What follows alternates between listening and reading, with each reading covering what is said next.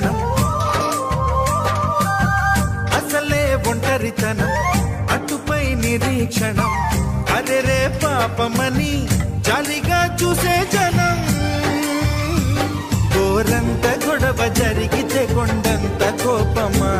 నన్నుదిలి నువ్వు ఉండగలవ నిజం చెప్పవమ్మా అందరినీ ఇలా వెంటపడి అడగాల సరదాగా నువ్వే ఎదురైతే సరిపోదా నిద్రపోతున్న రాత్రి నడిగా గుటికి చేరిన గువ్వల నడిగా చల్లగాలి నడిగా ఆ చందమామ నడిగా ప్రియురాలి జాడ